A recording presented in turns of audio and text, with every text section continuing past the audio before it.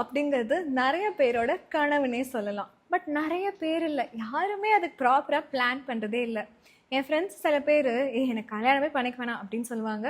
But deep down மனசுக்குள்ளே அவங்களுக்கு என்ன பிரச்சனைனா கரெக்டான பார்ட்னர் கிடைக்குமா அப்படிங்கிற பிரச்சனை தான். பட் ஆக்சுவலாக கரெக்டான பார்ட்னர் கிடைச்சதுக்கப்புறமா சரி கல்யாணம் பண்ணிக்கலாம் அப்படின்னு டிசைட் பண்ணுவாங்க. ஒரு நாள் பத்திரிகை கொண்டு வந்து கொடுப்பாங்க. பட் அந்த சமயத்தில் எதுவுமே பிளான் பண்ணிக்க மாட்டாங்க. பணம் அப்படின்னு சேமிப்பில் ஒன்றுமே இருக்காது. ஃபினான்ஷியலாக ரெடியாகவே இருக்க மாட்டாங்க. ஸோ அப்போ என்ன பண்ணுவாங்கன்னு பார்த்தீங்கன்னா, எதர் கடன் வாங்குவாங்க, இல்லைனா தங்கத்தை விற்பாங்க, இல்லைனா ரிலேட்டிவ்ஸ் கிட்ட ஹெல்ப் கேட்பாங்க. இந்த மாதிரி புது சாப்டர் நம்மளோட வாழ்க்கையில் ஆரம்பிக்க போகிறோன்னா ப்ரெஷரில் ஆரம்பிக்கணும். அந்த ப்ரெஷர் வந்துட்டு கண்டிப்பாக போவே போகாதுங்க. கல்யாணத்துக்கு அப்புறமாவும் நம்மளை தொடர்ந்து வந்துட்டே இருக்கும். கொஞ்ச நாள் போக போக இன்னும் பிரச்சனையை தான் கொடுத்துட்டே இருக்கும். இன்னைக்கோட காணொலியில் நீங்கள் எப்படி அதெல்லாம் அவாய்ட் பண்ணுறதுன்னு தான் பார்க்க போகிறோம். வணக்கம் எல்லாருக்கும். என் பேரு சௌந்தர்யலட்சுமி நாராயணன். இன்னைக்கு நம்ம 5 முக்கியமான விஷயத்தை பத்தி நம்ம பேச போறோம். நீங்க கல்யாணத்துக்கு முன்னாடி இது எல்லாத்தையுமே கவர் பண்ணிருக்கணும். என்னெல்லாம் கவர் பண்ணணும் நோட்ஸ் எடுத்துக்கோங்க. ஃபர்ஸ்ட், உங்களுடைய செலவுகளை ட்ராக் பண்ணி எஸ்டிமேட் பண்றது. ரெண்டாவது, பட்ஜெட் பண்றது, ரியலிஸ்டிக்கா பட்ஜெட் பண்றது. மூணாவது, எப்படி அதை ஃபினான்ஸ் பண்றதுன்னு பாக்குறது. நாலாவது, நீங்க பிளான் பண்ணலன்னா என்ன ஆகும்னு பாக்குறது. ஐந்தாவது, ஃபைனலா எப்படி நம்ம கல்யாண செலவுகள் எல்லாத்தையும் கம்மி பண்றதுன்னு சொல்றதா. யாருமே இந்த டிப்ஸ் உங்ககிட்ட சொல்லியிருக்க மாட்டாங்க.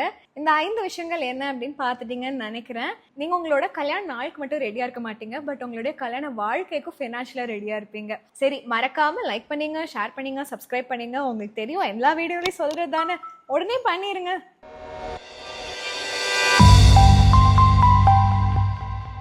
ஃபர்ஸ்ட் ஸ்டெப் கல்யாணத்துல என்னன்னா பிளான் பண்றது. சரிங்களா? எந்த இடத்துல நம்ம அதிகமாக செலவு செய்வோம் அப்படின்னு சொல்லிட்டு பார்க்கறது தான். நம்மளுடைய செலவுகள் எல்லாத்தையும் ஒரு லிஸ்ட் பண்ணுங்க. மொதல் விஷயம் நான் சொன்ன மாதிரி உங்களோட செலவுகளை எஸ்டிமேட் பண்ணி எழுதி வைக்கிறது தான். ப்ராப்பராக எழுதி வைங்க. ஒரு பேப்பர் எடுத்து பேனா எடுத்து எழுதி வைங்க.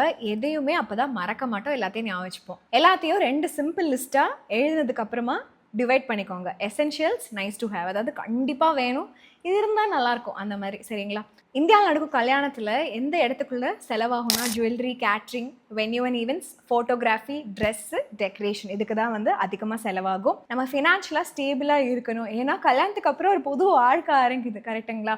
ஸோ புது வாழ்க்கை ஆரம்பிச்சா புதுசாக வீடு வாங்கலாம், ஒரு ஃபேமிலி ஸ்டார்ட் பண்ணலாம், இல்லைன்னா லோன் எல்லாம் இருக்கும், அதை ரீபே பண்ணுற கூட பயன்படுத்திக்கலாம். ப்ரோஆக்டிவாக இருக்கணும். அடுத்த ஸ்டெப் என்னன்னு பார்த்தீங்கன்னா பட்ஜெட்டிங். நம்ம பட்ஜெட்டிங் பற்றி பேசும்போது கண்டிப்பாக இது வந்து பர்சனலாக நமக்கு என்ன பிடிக்குமோ அந்த ப்ரிஃபரன்ஸை பொறுத்தே இருக்கும். ஃபார் எக்ஸாம்பிள், ஒரு கப்பல் வந்து அதிகமாக இன்கம் வந்து சம்பாதிச்சுட்டு இருப்பாங்க, பட் சிம்பிளாக வெட்டிங் பண்ணிக்கலான் இருப்பாங்க.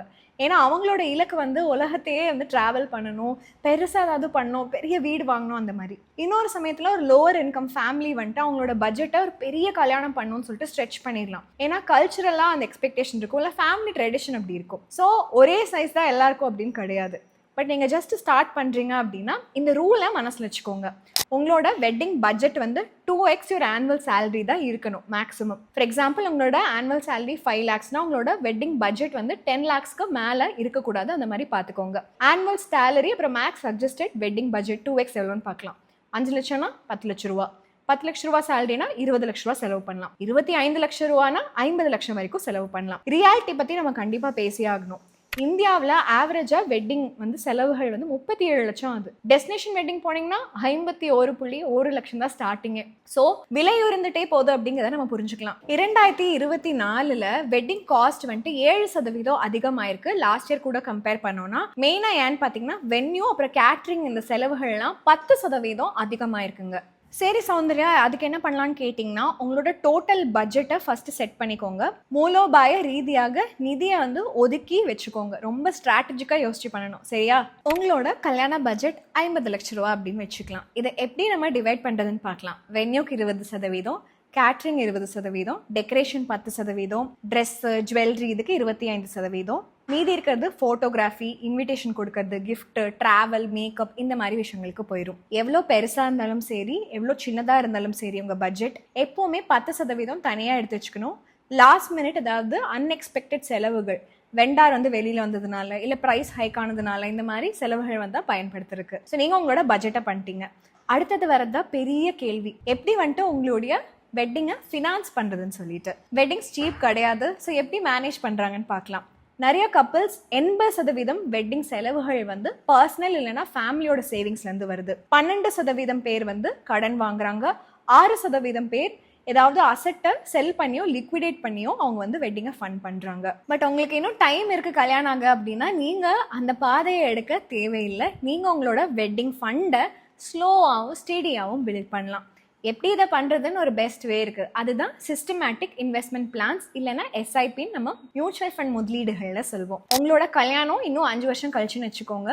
உங்களோட டார்கெட் 8 லட்சம் ரூபா சேவ் பண்ணணும். ஸோ 12% ஆனுவலைஸ் ரிட்டர்ன்ஸ் வச்சோன்னா உங்களோட சேவிங்ஸ் இப்படி தான் இருக்கும் பார்க்கறதுக்கு. சிமிலராக நீங்கள் வந்துட்டு உங்களோட கார்பஸை வேரியஸ் மந்த்லி சேவிங்ஸ்க்கு இப்படி தான் பார்க்கலாம்.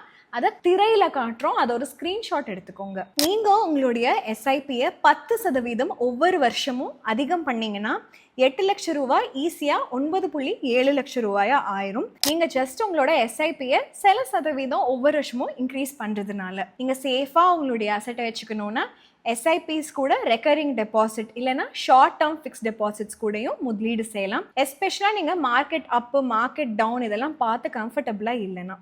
இதனுடைய முக்கியமான விஷயம் என்ன அப்படின்னா டிசிப்ளினாக இருக்கிறது.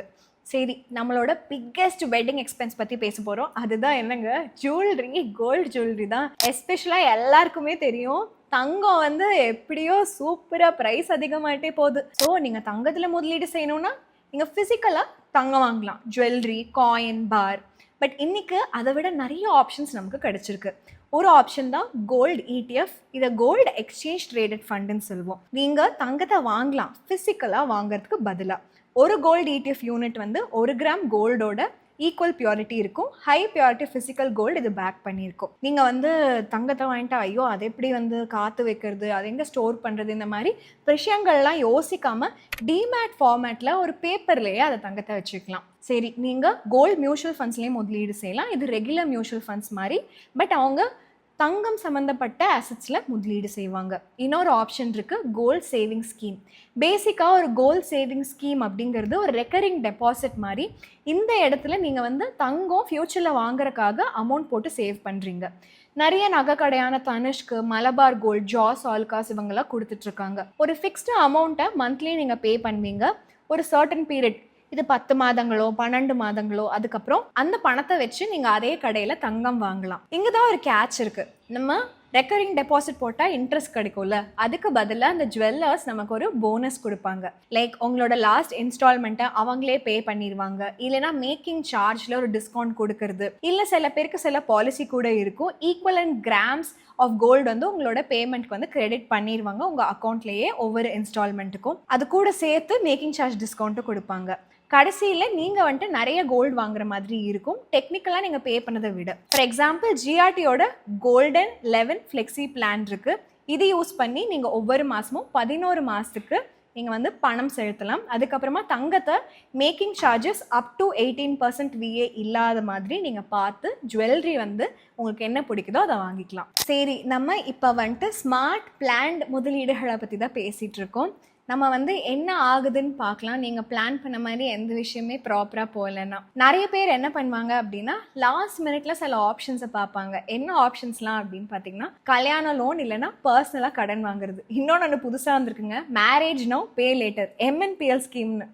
அப்புறம் asset, long term investment goals இது எல்லாத்தையும் லிக்விடேட் பண்ணி மடமடன் காசு எடுக்கிறது. எஸ், இது வந்து உங்களோட வெட்டிங்கை வந்து சரி முடிச்சிடலாம் அப்படின்னு சொல்லிட்டு ஒரு தீர்வு கொடுக்கும். பட் ஃபினான்ஷியல் ட்ரபிள் கொடுக்கும். உங்களோட கல்யாணம் ஆனதுக்கப்புறமா எஸ்பெஷலாக ரீபேமெண்ட் இது எல்லாத்துக்கும் ஸ்டார்ட் ஆயிடுச்சுன்னா நீங்கள் வந்துட்டு மேரேஜ் லைஃப்பில் செட்டில் ஆகும்போது EMI பே பண்ணணும்னு வந்துடணும். சரி, ரியலாக இருந்துக்கலாம். சில சமயம் நம்ம பெஸ்ட்டாக எஃபர்ட் போட்டாலும் நம்ம பிளான் பண்ண மாதிரி எல்லா விஷயமும் போகாது. நம்ம வாழ்க்கையில் என்னதான் இருந்தாலும் எமர்ஜென்சிங்கிறது கண்டிப்பாக நடந்தே தீரும். இந்த மாதிரி நடந்துச்சுன்னா நீங்கள் ஏதாவது டெட் ஆப்ஷன்ஸ், அதாவது கடனை சூஸ் பண்ணிக்கலாம். பட் ஒரு விஷயம் மைண்டில் வச்சுக்கணும், எப்போவுமே ஃபைன் பிரிண்டில் என்னெல்லாம் எழுதியிருக்காங்கன்னு பாருங்கள். இன்ட்ரெஸ்ட் ரேட் தெரிஞ்சுக்கோங்க, ஃபீஸ் தெரிஞ்சுக்கோங்க, ரீபேமெண்ட் டேர்ம்ஸ் தெரிஞ்சுக்கோங்க. நம்மளால் கடனை ரீபே பண்ண முடியல அப்படின்னா அந்த அமௌண்ட்டுக்கு மேலே பாரோவே பண்ணாதீங்க. ஹை இன்ட்ரெஸ்ட் இருக்கிற பர்சனல் லோன்ஸ்லாம் வந்து கண்டிப்பாக அவாய்டே பண்ணிடுங்க. நீங்கள் எமர்ஜென்சி ஃபண்ட் வச்சுருப்பீங்க, இல்லைனா லாங் டேர்ம் உங்களோட ரிட்டையர்மெண்ட்காக சில விஷயங்கள் சேவ் பண்ணி வச்சுருப்பீங்க, அதை யூஸே பண்ணிடாதீங்க. ஒரு வெட்டிங் ஒரே ஒரு நாளைக்கு தான், but financial peace of mind தினமும் நமக்கு வேணும். நீங்கள் உங்களோட ஸ்டேஜ் டெக்காரோட கலர்ஸை சூஸ் பண்ணுறதுக்கு முன்னாடி, உங்களோட இன்விடேஷனை சூஸ் பண்ணுறதுக்கு முன்னாடி, ஒரு ஸ்டெப் பின்னாடி எடுத்துக்கோங்க. சில விஷயங்கள் ரொம்பவே முக்கியம். நீங்கள் அதை வச்சு தான் வெட்டிங்கை பிளான் பண்ணணும். வெட்டிங் செலவுகளை எப்படி சேவ் பண்ணுறதுன்னு சொல்லிட்டு ஸ்பெஷல் விஷயம் சொல்கிறேன்னு சொன்னேன்ல, அதுதான். ஃபஸ்ட்டு வெண்டர்ஸில் ஸ்டார்ட் பண்ணலாம். ஒரு வெண்டர் வந்துட்டு இதுதான் ப்ரைஸ் அப்படின்னு அடித்து சொல்லாமல் அப்படி இப்படின்னு சொன்னாங்கன்னா அது ஒரு ரெட் ஃப்ளாகுங்க. எப்போவுமே கிளியராக ப்ரைஸை தெரிஞ்சுக்கோங்க. டீல்ஸ் வந்து too good to be true இருந்தால் அதில் ஃபால் பண்ணிடாதீங்க. யூஸ்வலாக அது ட்ரூவாக இருக்காது. அவங்க எப்படி கம்யூனிகேட் பண்ணுறாங்கன்னு பாருங்கள். ஒரு வெண்டர் பல நாள் எடுத்து ரிப்ளை பண்ணுறாரு, காலை அவாய்ட் பண்ணுறாரு, ஃபாலோ அப் பண்ணல அப்படின்னா அவர்கிட்ட ஒரு பிரச்சனை இருக்குன்னு அர்த்தம். நமக்கு யார் வந்துட்டு நம்ம கல்யாணத்துக்கு போகிறக்கு முன்னாடி நமக்காக வந்து நம்மளோட கல்யாணத்தை நடத்தி தருவாங்களோ அவங்க தான் நமக்கு வேணும். ரிவ்யூஸ் பாருங்க, டெஸ்டிமோனியல் பாருங்க. ஒரு பேட் ரிவ்யூ ஃபைனாக இருக்கும், பட் 10 பேட் ரிவ்யூஸ் கண்டிப்பாக ஃபைன் கிடையாது. இன்னொரு பெரிய விஷயம் கெஸ்ட் லிஸ்ட்டு. ஒவ்வொரு எக்ஸ்ட்ரா கெஸ்ட்டுமே அப்படின்னா ஃபுட்டு, சீட்டிங் காஸ்ட் இது எல்லாமே அதிகமாகும். கேட்ரிங் மட்டும் 2500 ரூபாயிலேருந்து 6000 ரூபா வரைக்கும் ஒரு பர்சனுக்கு வரும் பேங்க்வெட் செட்டிங்ஸில் நம்ம பார்த்தோன்னா.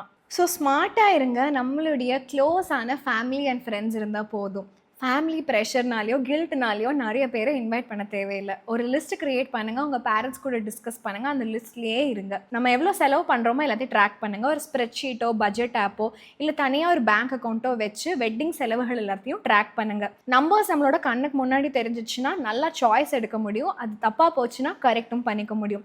காஸ்ட் கட் பண்ணுறதுக்கு நீங்கள் ஒரு ஆஃப் சீசன் வெட்டிங் பிளான் பண்ணலாம். நல்ல ரேட் கிடைக்கும். வென்யூ, வெண்டர், அதுக்கப்புறம் நல்ல அவைலபிலிட்டியும் இருக்கும். நிறைய விஷயங்களை டிஐஒய்யாக பண்ணுங்கள். எஸ்பெஷலி டெக்காரில் வீட்டில் சின்ன ஃபங்க்ஷனுக்கெல்லாம் டிஐஒய்யாக பண்ணிக்கலாம். டிஜிட்டல் இன்விடேஷன்ஸ் யூஸ் பண்ணுங்கள் பிரிண்டட்க்கு பதிலாக. அவுட்ஃபிட்லேருந்து ஜுவல்லரி வரைக்கும் நம்ம ரெண்ட்டுக்கு எடுத்துக்கலாம் புதுசாக வாங்குறதுக்கு பதிலாக. ஏன்னா ஒரே வாட்டி தான் போட போகிறோம். நீங்கள் டெஸ்டினேஷன் வெட்டிங் பிளான் பண்ணுறீங்க அப்படின்னா யூஸ்வல் பிக் சிட்டிஸ்க்கு போகாமல் டயர் 2 இல்லைன்னா டயர் 3ல ஏதாவது அழகான ரூரல் லொக்கேஷன் இருக்கா, ரொம்ப பியூட்டிஃபுல்லாகவும் பட்ஜெட் ஃப்ரெண்ட்லியாகவும் இருக்கா அப்படின்னு சொல்லிட்டு பாருங்கள். இன்னொரு முக்கியமான விஷயம் நிறைய பேர் இதை பற்றி யோசிக்கிறது இல்லை, அதுதான் வெட்டிங் இன்சூரன்ஸ். சப்போஸ் உங்களோட வெட்டிங் வந்து கேன்சல் ஆக போகுது, இல்லை போஸ்ட்போன் ஆக போகுது, ஏதாவது அன்எக்ஸ்பெக்டட் சுச்சுவேஷன்ஸான பேட் வெதர், ஆக்சிடென்ட் இல்லை வென்யூ டேமேஜ் அப்படின்னா இந்த இன்சூரன்ஸ் அதை கவர் பண்ணும். இது வந்து ஃபேமிலி சண்டை இல்லைன்னா யாராவது பேக் அவுட் பண்ணுறாங்க அந்த விஷயத்தெல்லாம் கவர் பண்ணாது. பெட்டர் நீங்கள் வந்து இந்த டீட்டெயில்ஸ் எல்லாத்தையும் ரீட் பண்ணிட்டு அதுக்கப்புறம் இந்த இன்சூரன்ஸை வாங்குங்க. நம்ம வந்து ஒரு வெட்டிங்கை வந்து எப்படி பிளான் பண்ணணும்னு பேசியிருக்கோம். இன்னொரு முக்கியமான விஷயம் நிறைய கப்புள்ஸ் இதை பற்றி மறந்துடுறாங்க. அதுதான் என்னன்னு பார்க்க போகிறோம். இதுதான் லீகல் அக்ரிமெண்ட். லீகல் அக்ரிமெண்ட் அப்படிங்கிற ஒரு டாப்பிக்கை கேட்கறதுக்கு யாருக்குமே வந்து இஷ்டமே கிடையாது. பட் 58% ஜென்ஸீஸ் வந்து மணி பவுண்டரிஸை கல்யாணத்துக்கு முன்னாடியே பேசணும்னு எக்ஸ்பெக்ட் பண்ணுறாங்க. 41% மில்லினியல் உமன் வந்துட்டு ஃபினான்ஷியல் ஈக்குவாலிட்டி இருக்கா ரிலேஷன்ஷிப்ஸில் அப்படின்னு சொல்லிட்டு வரி பண்ணுறாங்கன்னு ஒரு சர்வே சொல்லியிருக்காங்க. கண்டிப்பாக இது ஒரு பெரிய விஷயம் தானே. ஸோ பிக் கேப் இருக்குது இன்கம் இல்லைன்னா அசெட்ஸில் அப்படின்னா ஒரு சிம்பிள் ப்ரீனப் வந்துட்டு ரொம்ப ட்ராமா வரதை வந்து தவிர்க்கிறதுக்கு யூஸ்ஃபுல்லாக இருக்கும். ப்ரீனப்ஸ் வந்து இந்தியாவில் லீகல் பைண்டிங் டாக்குமெண்ட் கிடையாது. கோவாவில் மட்டும் அது லீகல் பைண்டிங். இது வந்து போர்ச்சுகீஸ் சிவில் கோட் வந்து கோவாவில் அப்ளிகபிள்னால அது லீகல் பைண்டிங். பட் அதுக்கு முன்னாடி ப்ரீனப் பதிலாக எல்லாத்தையுமே ஒரு பேப்பரில் எழுதி 2 பேருமே ஒரு அக்ரிமெண்ட்டுக்கு வந்துட்டிங்க அப்படின்னா மெஸ்ஸியாக எக்ஸ்பென்சிவாக ஃப்யூச்சரில் வர ஃபைட்ஸ் எல்லாத்தையும் அவாய்ட் பண்ணிக்கலாம். கல்யாணம் எதுக்கு பண்ணுறோம்? டிவோர்ஸ் பண்ணுறக்கா? கண்டிப்பாக கிடையாதுங்க.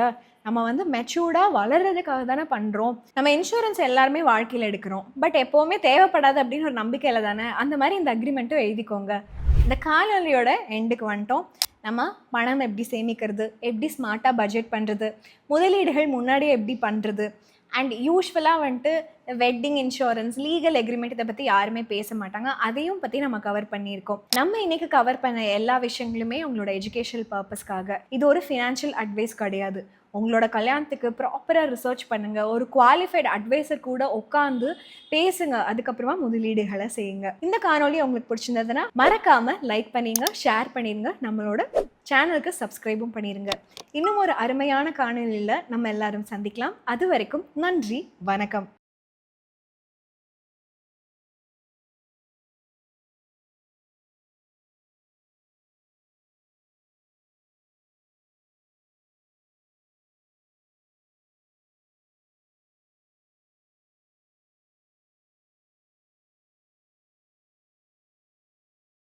Investment in securities market are subject to market risks. Read all the related documents carefully before investing. Please read the risk disclosure documents carefully before investing in equity shares, derivatives, mutual fund, and or other instruments traded on the stock exchanges.